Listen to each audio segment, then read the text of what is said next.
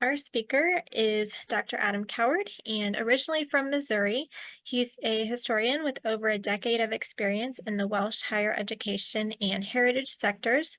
And he's currently a Library and Enquiries Officer at the Royal Commission on the Ancient and Historical Monuments of Wales, where he assists researchers, including genealogists, in accessing the history of Wales' built environment. So I will hand it over to him. So thank you very much for that introduction. That was great. And thank you guys for coming along today. Really appreciate it. I originally from Missouri, so that explains the accent. And been over here for a little over a decade. And I'm an Library and Enquiries Officer at the Royal Commission on the Ancient and Historical Monuments of Wales. That basically means that people from kind of all sectors and all walks of life get in touch with us with questions about built environment in Wales. By built environment, I mean anything from kind of houses to castles to chapels to standing stones to air crash sites, shipwrecks underneath the seabed, all sorts. So it's pretty diverse work. So I thought I would start just because it's not always that well known with kind of basics of what is Wales. For anybody who doesn't know, Wales is a nation within the United Kingdom. It's located to the west of England. It's part of the UK, but it has its own devolved government as well, which deals with issues like education and health, which is based in its own capital of Cardiff. So Welsh people have made a marked impact on American history, throughout American history, really. In the Elizabethan period, there was a legend that a guy named Prince Madoc ap Owen Gwynedd set sail from Wales and crossed the Atlantic and discovered this new continent and went back and told a bunch of Welsh people, and they all went over there and settled in like the 12th century, and that they'd intermarried with Native Americans, and there was this tribe of Welsh-speaking Native Americans. And, that's good enough for prior claim to Spain during the whole colonization of North America thing. So not that they wouldn't have done it without it, but there they go. Now, this picked up again in the late 18th century, 1790s or so, and they actually funded an expedition to go over and try and find these Welsh Native Americans, and a guy named John Evans went up the Missouri quite a ways. Didn't find exactly what he was looking for, but he did come back, and he did make a map, and he gave that map to Mr. Lewis, whose grandfather was Welsh, and Mr. Clark, and they then used that map as part of the basis for their own expedition to the Northwest. So allegedly 18 signers of the Declaration of Independence were Welsh or of Welsh ancestry. This is by no means certain, but one which definitely claimed Welsh ancestry was Thomas Jefferson, and he went so far as to learn a bit of Welsh. And the American Revolution was really influenced by the political ideas of the Welsh philosopher Richard Price. So, right there from the beginning. So from the 17th century, Welsh people start to immigrate to the US in greater numbers. A lot of them settling in Philadelphia, in the Welsh tract of Philadelphia, which purchased from William Penn to try and set up a Welsh-speaking community there, mostly Quakers. There's been a really interesting kind of edited manuscripts from the Welsh Philadelphia Society recently published in 2021 by Richard Allen. So that's really interesting. So settled in Pennsylvania mostly, but they get around as well. There's further immigration from the late 18th century into the 19th century. In the period, there's lots of difficulties with revolutionary and Napoleonic wars with Spain, economic downturn. There's big depopulation of kind of rural areas amid Wales, and many of these people go to the United States, as do people from the industrial South during times of economic downturn. And they settle in Pennsylvania, but also upstate New York, Ohio, and then later in like Wisconsin, Minnesota. But, they don't just stay in those areas. They go all over. So, Welsh people in the US got gold fever just like everybody else in 45 and headed out to California. Welsh Americans were kind of animated by that same manifest destiny as the rest of them and headed west as well. When Mormonism became, a religion, many Welsh people immigrated to Utah. So they're good all around. But like many other immigrant groups, they like to settle together, form communities, many of them retaining Welsh language, just like many other German or Norwegian communities would.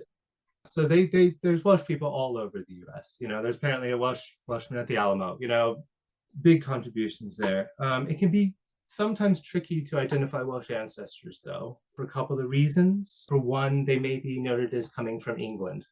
So maybe for a couple of different reasons. The general American tendency to kind of refer to anybody from the UK as being from England rather than from Britain, which annoys the other people in the UK, the non-English people to no end. But they also may have kind of departed Britain via England. Major ports don't really rise in Wales until mid-19th century. So many people would have left from Bristol, Liverpool, London. So they would have left from England.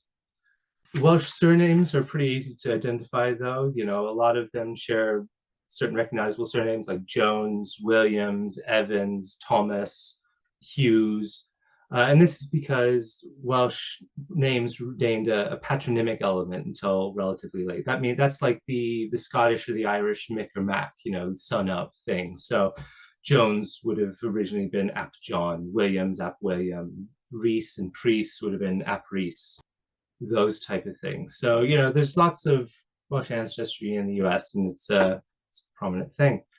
But where can you get records about Wales and Welsh people? Where are the records held? Most of the Welsh records will be held in Wales's 10 local record offices, or 12 record offices, depending how you're counting. These are under the authority of the local authorities or the counties. So there's just county archives or county record offices. And also in the National Library of Wales, which is located in Aberystwyth. National Library is actually where we're based, the Royal Commission, but we're a separate organization. But Wales is also still part of the UK, so there's also going to be records in places like the National Archives or the British Library, or possibly places like Oxford, depending on what you're looking for. The heritage sector in Wales consists of three main bodies. There's Cadw. Cadw means keep in Welsh, and they're responsible for the protection of sites through listing and scheduling, which is kind of similar to the National Register of Historic Places in the States. So they also have some sites in guardianship. This means that they own and manage them and provide interpretation and admission. Think of things like castles. If you go over to Wales and you go to a castle, there's a good chance it's kind of managed by Cadw, and they put up the interpretation, they charge the admission, they manage the gift shop, all of it, but they also look after it architecturally, do the conservationship on it, all that stuff. Then there's Hineb. Hineb is the archaeological trust. Until 1st of April, it was 4 archaeological trusts doing 4 different regions. But they've now merged into one called Hineb, and they act as kind of the investigative body for the statutory protection of sites, and they maintain the historic environment record for that purpose. And then there's us, and we're the authoritative body. The other ones are kind of statutory bodies. They have legal force in protecting these sites and managing these sites and ensuring that nobody digs them up for legal reasons. We're the authoritative body, which kind of underpins all this. We manage the information, we go out and record sites. We learn about them. If they're going to be demolished, we may go out and record them. So there's at least a record of them for posterity. And we maintain the National Monuments Record of Wales, which is what we call our archive and site database. And that's the authoritative site index and archive for the Welsh historic environment. Wales also has 3 national collections, or another way to think about it, 1 national collection managed by 3 bodies. So it's managed by the National Library of Wales, the National Museum of Wales, and the National Monuments Record of Wales, or us. And we kind of sit between these 2 kind of archives and heritage body group. We do both. We're both an investigative heritage body, and we're the caretakers of a national collection and provide access to that collection. So that's kind of where we sit. Let's go a little bit more about us, who we are as the Royal Commission. So we were established in 1908. National Library, National Museum were established in 1907. We come along in 1908. And we come along at the same time as Royal Commission for the Ancient Historical Monuments of England, and one for Scotland too. So what had happened, there was a late piece of late Victorian legislation saying, okay, these are sites, historical sites, we need to protect them. We need to put some legal protection in place. The only problem with this is they didn't have a really big list of all the sites that need protection. So they set up these 3 royal commissions, one for each nation, to kind of go through and say, okay, well, these are the sites, these are the ones that we need to protect. And this is how we understand them. We need to put this forward. We were set up by royal warrant in 1908, and we still operate under a royal warrant today. So our royal warrant gives our purpose as to provide for the survey and recording of ancient and historical monuments and constructions connected with or illustrative of the contemporary culture, civilization, and conditions of life of the people of Wales from the earliest times, by compiling, maintaining, and curating the National Monuments Record of Wales as the basic national record of the archaeological and historical environment. So that's a lot, right? That's a lot. But what it really boils down to is that we create, curate, and communicate information about the historic environment in Wales. So to do this, our survey and investigation team creates information. They go out and they survey sites. They conduct aerial photography, they study LiDAR, they go out and survey buildings, including high-tech laser scanning and photogrammetry and all these things. They may participate in archaeological digs in order to get all this information. That information then goes to the curate stage, which is our archive, which manages the National Monuments Record of Wales. And we'll go a little bit more into what the National Monument Record of Wales is and what it contains, but it then goes into our archive and it stays there. And then we communicate it. Our public engagement team organizes talks and events. We have a YouTube channel. They also manage our Friends, which is free to join, I should add, and gives all kinds of information about what we're doing, what talks we have coming up, that type of thing. Then we have online services. They deal with our websites. So a lot of these websites I'm going to talk about today. But in addition to the ones I'm going to talk about today, we also have the statutory list of historic place names, which is available online, inventory of battlefields, which is available online. And we've also done quite a few projects. So we have project websites, which are still available. So one on European travelers to Wales, which is really interesting, gives insights into the 19th century kind of experiences of Wales. And there's even like a virtual reality, experience of Tintern Abbey. It's great. Estate steep mapping, really exciting stuff they're doing with maps. They've taken a map from the kind of late 19th century and then taken estate maps from before, and they've layered them so you can kind of see how everything changes up. Really cool stuff. And then, in addition to public engagement and online services, there's us in the Library and Enquiries Service. So I work in the Enquiries Service, and I provide access to the National Monuments Record of Wales. That's all my job is about. That's the main core of it. So the National Monuments Record of Wales it's huge. It's the largest photographic record in Wales, and it doesn't just have photographs. We also have drawings, field notes, reports, everything, right? So we have, over 2 million photographs, over 50,000 drawings, over 32,000 reports related to buildings and monuments, maps, and over 16 terabytes of digital data, although it's much bigger now because we've gotten a massive influx of aerial photography. We're also the national repository for aerial photography in Wales, spanning periods from very early 1918 or so right up until today. Our drawings include plans, field surveys, architects' drawings, heritage drawings, all kinds of things, including some from the Welsh School of Architecture, which is just absolutely beautiful. We also, have, as I say, the largest photographic record, and lots of this is available online via our website, Covline, which I'm going to show you in just a little bit. So a lot of the online stuff you can see right there on your computer wherever you are. Other stuff, you can come to us and we'll help you. We'll help you to get access to it. And so we help people to get access by answering their inquiries. And we answer inquiries from a range of inquiries, a really broad range of inquiries, including heritage and archaeological and architectural professionals, people seeking planning permission. If they have a house which is listed or scheduled and need to make some alterations to it, they can come to us for records to kind of make their case. Local authorities, law enforcement. We've had some cases recently where, there was vandalism or heritage destruction of protected sites, and we were able to show how the sites looked in one date, the next date. Governmental bodies, but most important one, the one we like the most, is people like you guys. people who are interested in house history, history of the community, or family history. So what do we do for people who have an interest in family history? First, maybe I should talk about what we don't do. Historically, we don't do people. And you may be wondering at this point, why am I talking to you today if we don't do people? Fair. But the answer is we do buildings. We've always done buildings and recording the archaeological and architectural details, you know?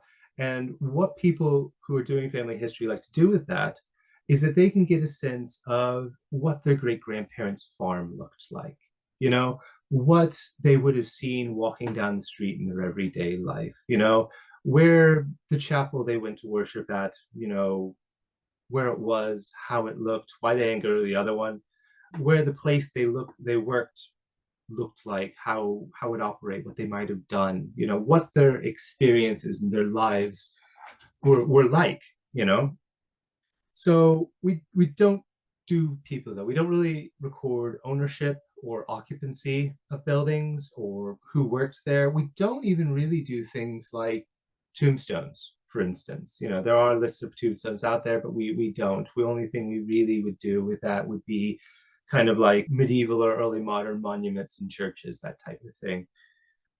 These type of details, the where somebody lived, whatever, would need to be identified before coming to us. And there's good resources out there, to do with the census. I think that's available via Ancestry. Don't quote me on that. But the National Library's Enquiries Service can check the census and things, which is all great. But once you figure out what site you're looking for, or even what town you're looking for, then you can come to us. And our first port of call is to see if we have a site entry for it. So I'm just going to exit my PowerPoint now and show you some of our websites. So this is our main website here for the National Monuments Record of Wales. This is COVLine. COVLine is a contraction of COV, or covio, which is memory, and line, our line means online. So it's memory online. That's the neologism we've put in there. So it is both our site database and our archive catalog. And I'm going to show you how to search it. First off, does anybody in the chat have any sites they particularly are really interested in? Just throw one out. If not, I've got some of my own, but I want to see if anybody has anything already, because it's always fun to see me not have something and be hugely embarrassed. I'm going to look for the White House. So T Gwyn is White House in Welsh. And there's going to be a lot of them. 123 different sites, some variation of T Gwyn. And you can see some of them we have photographs, some we don't, some we only have aerial photography. And you'll be able to see that this is the number of archives we have related to it, and this is the number of images online which we have. So, you can see, and then you can also kind of say, okay, how many of them, where are they? And you can open up, I should just go there. And you can see where all these results are all over Wales. You can zoom in, pick one, see a little bit of a preview, and then click on view, and it'll take you to the site. With COVLine, which I will hopefully show you as soon as it decides to cooperate, you can search textually. There's also an advanced search, which I'm hopefully to show you in just a little bit. There's also a lot of really interesting sites, which I hope to show you, do with American Revolutionary forts, just in case we'd made it all the way over. Shipwrecks as well are really interesting. Ooh, there we go. There you go. Hooray. So if I go to search and it cooperates, eventually the search will come up and I'll just show you how it works, and then we'll go to a specific, cool. So search, you can search by sites or you can search by archives. So, and you can do an advanced site search or an advanced archive search. I would recommend, unless you have some archive which you desperately want to find that single one, searching by sites, because sites is by far the easiest way to go. You can do advanced search. You can search by the site name if you know the particular name and how we've spelled it. And you can add different things too. So if you wanted to find sites from a certain period, or in a specific area. So Old County is Wales has 13 historic counties. There we go. Wales has 13 historic counties. Up here we have Anglesey, Carnarvonshire, Flintshire, Denbighshire, Merioneth, Montgomery, Cardiganshire, Radnorshire, Brecconshire, Carmarthenshire, Pembrokeshire, Glamorgan, and Monmouthshire. So 13 historic counties. And we still operate on those historic counties, and they can make things a lot easier to find. There's a bit of a warning with the advanced search. I won't demonstrate because it's going to be a long way to go for not much of a result. But things like period can be quite tricky because there was a time when we kind of recorded everything as post-medieval rather than 18th or 19th century. And so you can get a really kind of generalized thing. Also, the advanced search is undergoing a bit of maintenance at the moment. At the moment, if you tried to search for all kind of medieval public houses, you really wanted medieval taverns. That was really cool. Who doesn't? What it would give you would be all post-medieval houses as well, which isn't ideal. This fix is hopefully coming at the end of the month, so I won't demonstrate that doing it the wrong way now, because by the end of the month, it should be doing it the right way. If we search for a particular site, if we look for instance, Cardiff Castle, first site is a wreck. It's good fun. And we're going to do Cardiff Castle. So Cardiff Castle, so what you'll have in the qualified record, you'll have the name of the site up here. You'll have a map showing where the site is. One cool thing you could do with this map is you can click up here and show it on the Ordnance Survey map from around 1900. So you can also see it on a map, on a historical map right there on the website as well, which is quite nice. The NPRN, that is the National Primary Reference Number, that's the unique identifier for this site in our database. You have a map reference and a grid reference. These are based off Ordnance Survey grid references. We don't do latitude and longitude. We can convert it, but everything is in these things for historic reasons. It's in Cardiff. Cardiff is in the historical county of Glamorgan. It is in the castle area of Cardiff. It is a castle, and it is post-medieval. And see, this is what I'm talking about. So Cardiff Castle has Roman elements at the bottom of the main wall. It is a medieval castle, it has a Norman keep and everything, but the main characteristics of it were done in a 19th century renovation, I guess is a good word for it, by the Marquis of Bute. So we put it as post-medieval. So really, period can be a tricky thing to search by. So then we have a description of it. These can vary from a sentence saying it's a two-story house with nice windows, or it can be a fuller description such as that. Down here, if we have any PDFs which are freely available, they'll appear down here. This is a exhibition panel entitled Morgano Gestashkaner, the Morgan Early Castles, produced by the Royal Commission 2009. So that's on the details page. That's what you get to first. Then you have images, and these are any of the online images, digital images, which we have for the site. As you can see, there's quite a few for Cardiff Castle. And these will range from historic photographs, postcards, aerial photography, and interior and exterior shots. Some of them ours, some of them from other collections. So not all of this stuff on Callblind or in the National Monument Record is generated by the Royal Commission in its work. We also hold records by CADU, the Archaeological Trust, the several other government bodies, the Ordnance Survey, Royal Air Force, as well as a range of kind of like archaeological and architectural firms and groups, archaeologists and academics. It's a very, very diverse collection. So as you can see there, you can click on them, it'll bring it up. And then if you like this photograph, you can also click on further information here down at the bottom, and that will take you to this website here. And as you can see, you have options where you can download or purchase a copy of it for whatever use you want to put it to, be it putting on a t-shirt to putting it in a television program, using it in legal proceedings, particularly aerial photography, because they're legal documents. A lot of people use the aerial photography for boundary disputes and things like that. If you want to put it on a website, so on and so forth, then you just go through the steps, add your details, and you'll be able to get your very own image without the watermark. So there's that. This is only for images which are our copyright, though, which are Crown Copyright, Royal Commission on the Ancient and Historical Monuments of Wales.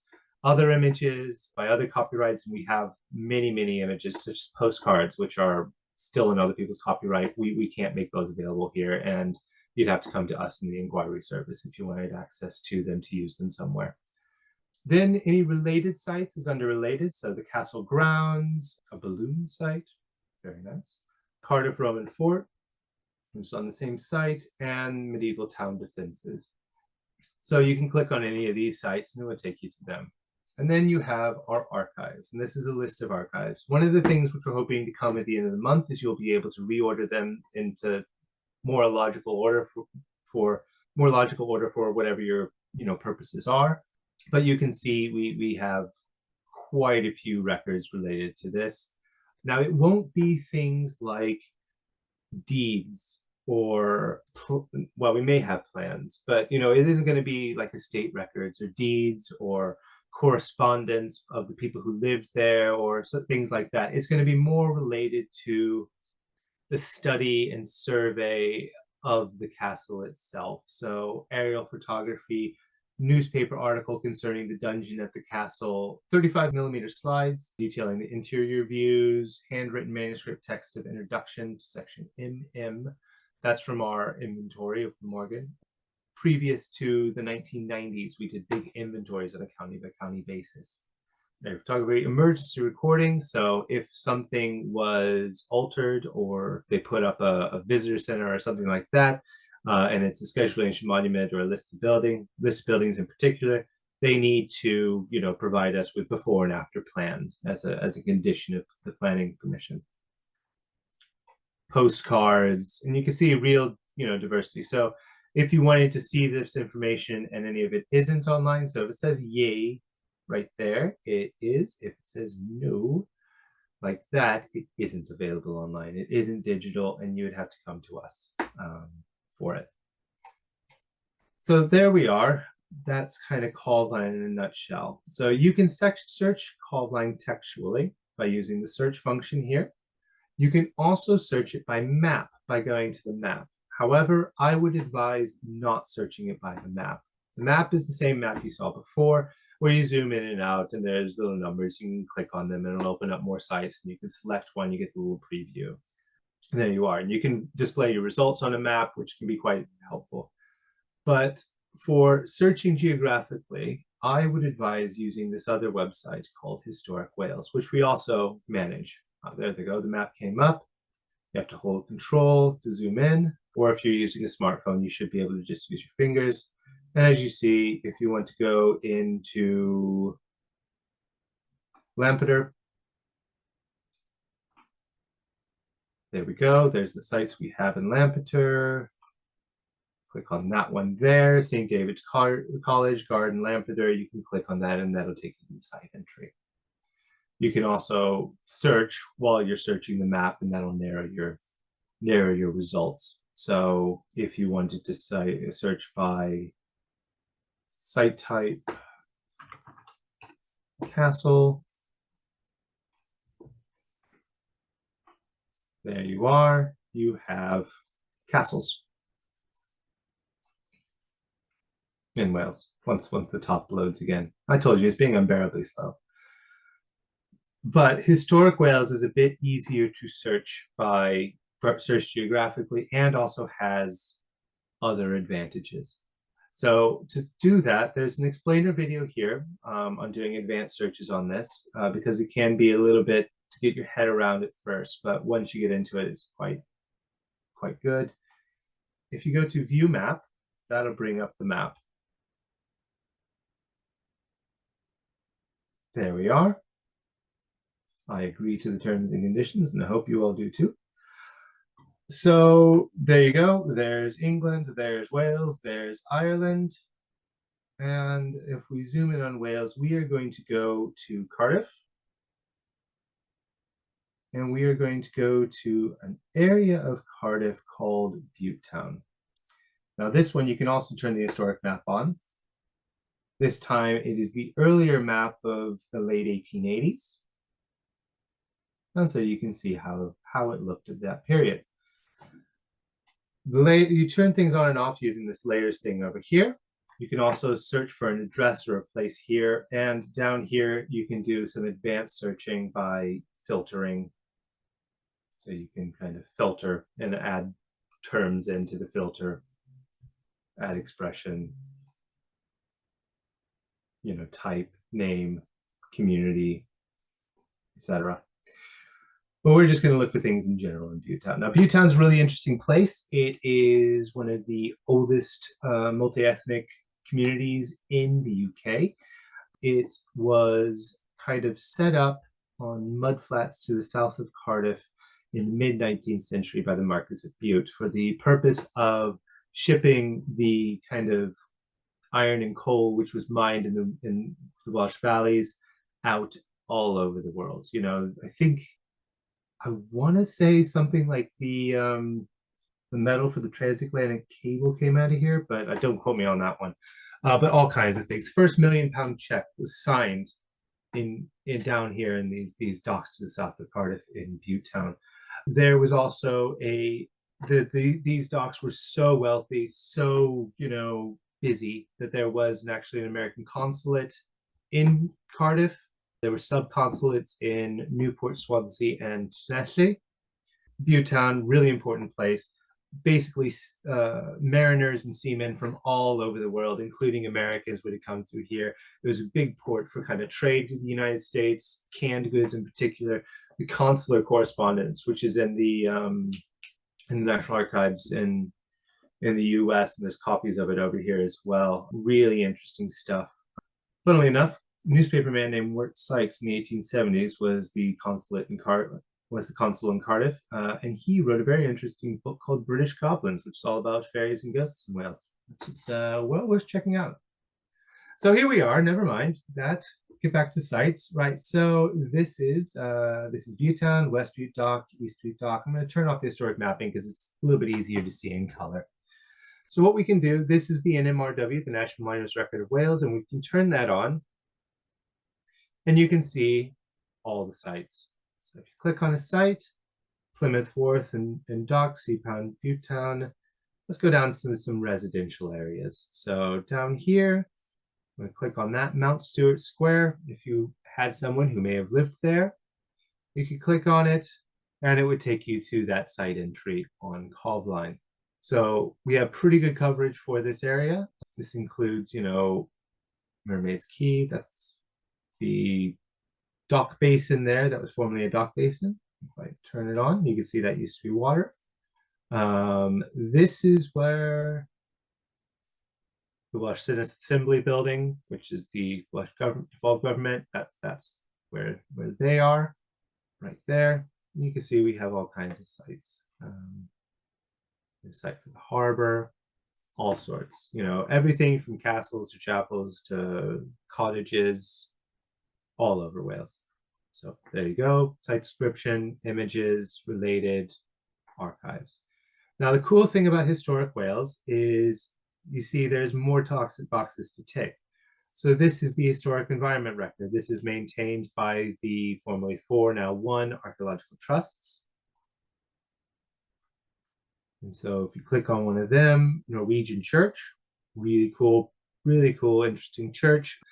Actually moved several times. Like the building was physically moved several times in its history. And this is what a historic environment record entry looks like. Information, description, list of sources, and related records. And there's a PDF there. So that's what, historic environment record looks like. And then you also have listed buildings. So I'll turn off the NMRW for a minute. So these are all the buildings which have some kind of statutory protection. So if I click on one, number 4, Bute Esplanade, where we go, it'll give you, it's grade 2 listed. There are 3 grades, 1, 2, and 2 star. A little bit of the history of the house, or the history of the place. 2 houses from a terrace formerly of 12 houses, of which 7 remain, circa 1857. probably by the Alexander Roos, the architect of the Butte estate, and a description of the inventory. And this is the statutory description of the building. This says what it legally is and looks like. Sometimes it gives the interior, and sometimes it gives reason for designation. And then scheduling monuments are similar. There are none in Buttetown that I know of. Oh, there we go. There's one there. Recca Louisa. Cool. So if we open that up, you can see summary description and reason for designation there. Built in Nova Scotia, Canada in 1851. So that is there. So that is some of our resources. But what happens if we don't have anything? We have 120 odd sites all over Wales, but there's more than 120 buildings in Wales, and that's before we even get into all the archaeology. So there's a lot of stuff. So what happens if we don't have the site you're looking for, or we simply can't find it because the site you're looking for is called, your ancestors lived in T Mauer, which means big house, and we got a couple hundred of those, and we can't figure out which one it is for the life of us. Where do we send you next? So we send you to a couple of different places. There's a couple of really good resources from the National Library of Wales, which are kind of standard protocols. The first one, which I'm going to talk about, is the Welsh tithe maps. So in the 1840s, they decided to kind of see how much tithe everybody was paying and how much all the land was worth so that it could be charged appropriately. And they made these big maps all over Wales. And this really good full-scale mapping project. So you can search by parish, occupier, landowner. So if you have a name, you can do it there. The problem, as I said, with Welsh names tend to be, you can come in with someone named, Thomas Jones, who was a miner from, oh, sorry. I do apologize if I missed your question. I was looking at the chat rather than the questions and answers. I'm very sorry about that. Yeah, if we have time, we'll go back to this. Sorry about that. But we'll go to Carmarthenshire now, shall we? Excellent. So yeah, made these maps for all over Wales, really good full-scale mapping. And you can search by all that, by name and so on if you choose, but you can also search geographically. We tend to search geographically. So there we are. We've got a satellite image, a modern map, and the historic maps as well.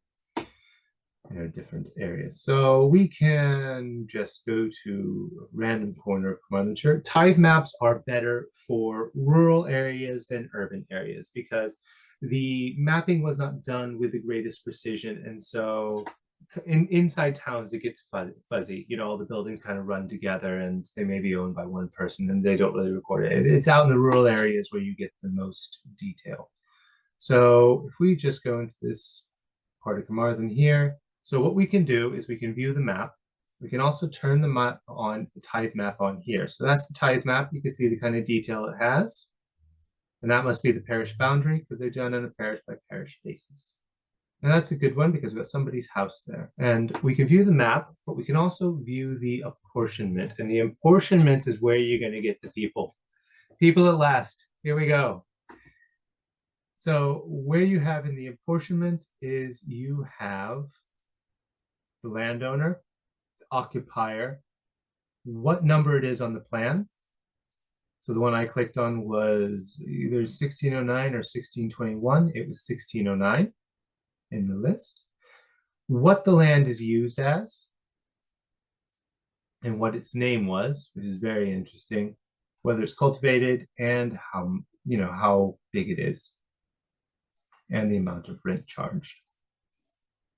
So you can see that this piece of land was owned by Gwyn Hughes William and occupied by Evan Evans.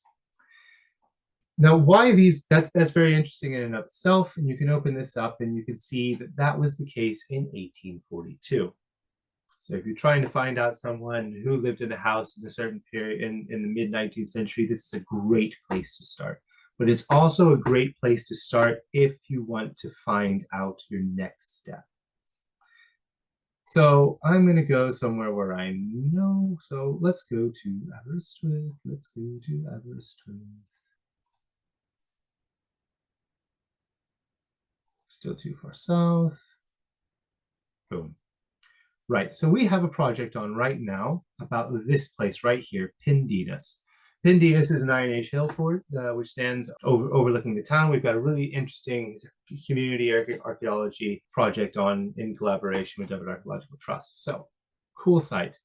Pindinas, occupier Thomas Rees. I mean, he didn't live there because it's, big hill. And the landowner, Edward Williams Powell. So we can view that apportionment.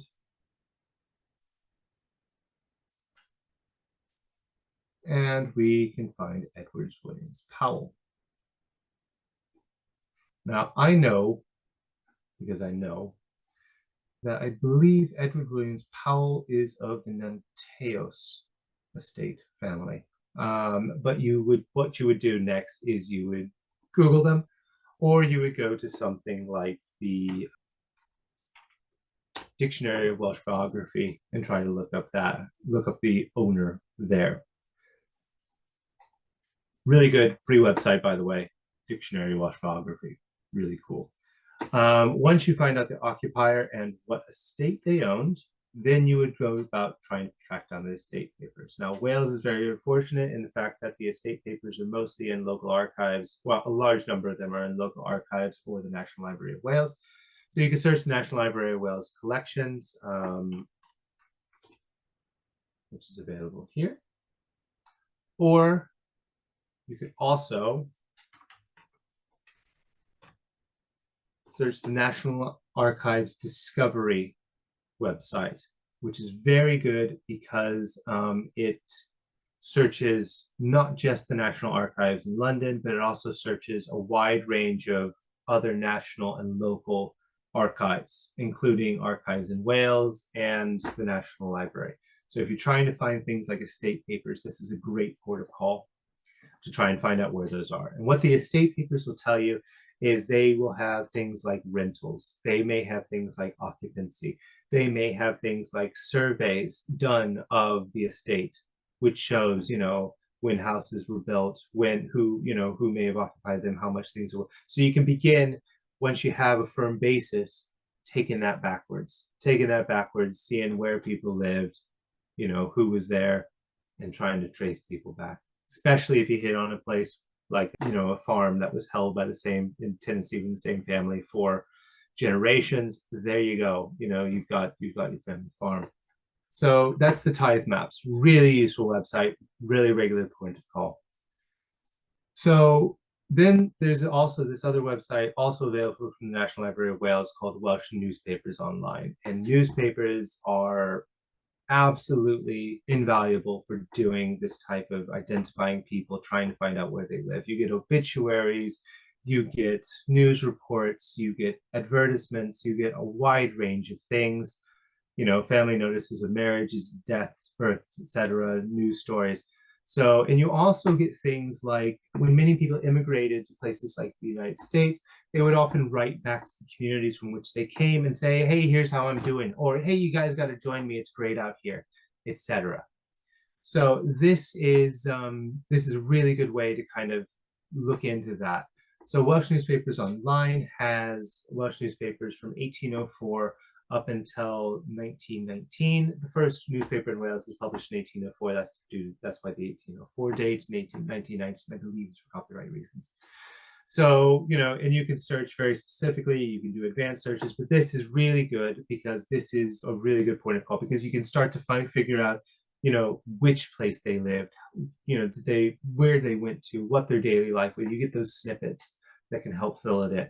And once you have maybe an identified place in here, you can come back to us and say, hey, I found out where they live. I found out which one it is. Cool. Can we look at this? Look at that? Absolutely. So we found something that you want, right? We found some information. Unfortunately, it's not online. What do you do now? So the best thing to do is you can go to call line and you can go to contact.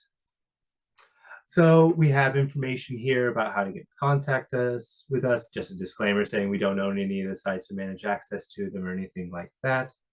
And then what you're going to want to do is fill in our inquiry and order form.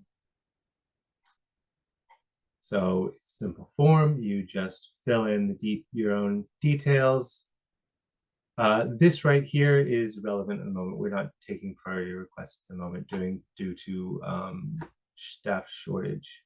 And then you choose whether you're placing an inquiry or ordering material or data, and you can enter your question or specifics of what stuff you would like to get a hold of or access.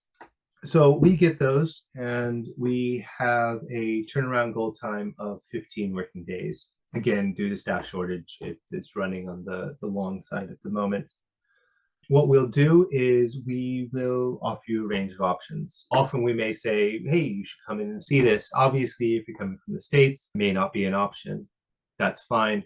Although I will say if you did want to come, we'd be more than happy to have you. And we are located inside the National Library of Wales. So if anybody was coming over to Wales for a research visit, it'd be a great protocol because you could hit both National Library of Wales and us on the same day. And if you have people in Cardiganshire, Ceredigion Record Office is just on the hill. So all good. But, obviously because of travel, I mean, it's just often going to be better and easier, and cheaper to order things. And so we can do things like photocopier scans, which are a pretty good resolution and good enough for a lot of uses. We can scan it and send it over, or we can do things like we actually offer one-to-one video consultations now. I mean, there's a charge for that, and there's obviously limits on what we can copy, and there's limits on what we can show in one of those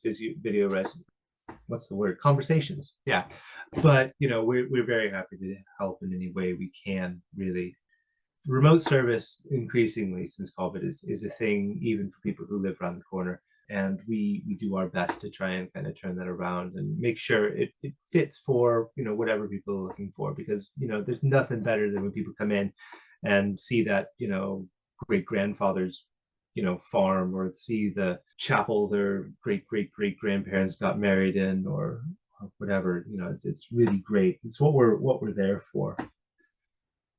I hope you found it informative. I'm just going to leave you with our contact details. So those are all the ways you can get in contact with us. Search for us on social media, follow us. We have loads of talks and lots of interesting stuff on both Call Line and our corporate website, and blog posts, news, anything. So excellent. Please, questions. Sorry. Thank you. So one of the questions that we have was from earlier in the presentation. They say, I heard a mention of Quakers. Did many of the Quakers who came over with or after William Penn come from Wales? And then the second part of the question was, if so, were some of them previously from mainland Europe who migrated to England, Wales, seeking religious freedom, and then to America for similar reasons? I'm not entirely sure about the second part of the question, but yeah, and to answer the first question, yes. Many of the people who immigrated from Wales to Pennsylvania were Quakers. Richard Allen, whose book I shared about the Welsh Philadelphia Society, he's also one of the foremost experts on Quakerism in Wales, and has a lot of information about it in his Quaker communities in early modern Wales, from resistance to respectability. So there's really good stuff in there. I also should mention, while I'm mentioning books, Vivian Saunders has recently published a couple years ago, Wales, the Welsh, and the Making of America, which is a really good introduction to the subject as well. So along with the National Library of Wales, are there any specific societies or other libraries that you recommend as well? The National Library of Wales is kind of the top one on my list. They've got Mhm. their own Enquiries Service, and they think they do check things like what do you call it? Censuses and things like that for people. I think they look up like one name or two names or something like that for you. And so that can be really helpful. In addition to them and us, obviously, local record offices are really good. So Mhm. the ones you have are Gwent, Glamorgan, West Glamorgan, Pembrokeshire, Carmarthen, Ceredigion, Powys, which is like a quarter of Wales and has one record office. Um, Gwynedd, which has two kind of record offices. Northeast Wales, which also has two, and then Anglesey. And a lot of them have like online catalogs and things, but most of them also have things like inquiry services, and they're really good at kind of directing people. So the kind of county archive system is really good for that once you figure out where exactly you're looking. But before that step, the National Library is a really good place to start as well. Sounds good. Thank you. I just wanted to mention, if anybody would like a copy of the chat from today's Zoom, or if you have any additional questions, our email is in the chat. It's genealogy@acpl.info. So please feel free to send us an email and we can get the chat to you. And I want to thank you very much for presenting, and thank you everybody for attending today. So we'll see you later.